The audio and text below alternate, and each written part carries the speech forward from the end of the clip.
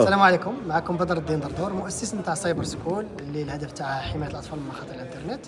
واليوم كنا في المركب الثقافي اللي درنا واحد الدوره تكوينيه اللي تاع الذكاء الاصطناعي والعلاقه ديالو بالديجيتال ماركتين، وكانت برعايه ديال امجد برو اللي عندها تخصص في التكوينات الجد حديثه اللي من هذا المجال ديال الذكاء الاصطناعي، اللي غادي يكونوا مستقبلا واحد الدورات اللي متعدده اللي عندها علاقه بالديجيتال ماركتين، عندها علاقه بالذكاء الاصطناعي، وعندها ايضا علاقه بالتسويق وبمجالات اللي عندها اللي قريبه للديجيتال.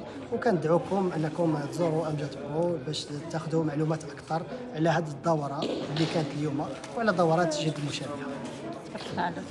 شكرا جزيلا. شكرا. الأعمدة الأساسية ديال الذكاء الاصطناعي، لأن الآن المستقبل كله غادي يتبنى على أهمية الذكاء الاصطناعي والأهمية الذكاء الاصطناعي. إذا قضية اليوم، اللقاء اللي كان اليوم مع مجموعة ديال الأساتذة اللي حاولوا ما أمكن أنهم يعطيوا الصورة والطريقة الأنجح والوسيلة من أجل الاستفادة بالذكاء الاصطناعي وبناء القدرات والذكاء للشباب إلى آخره، من أجل الوصول إلى بر الأمان والصناعة المستقبلية الاقتصادية إن شاء الله. شكرا.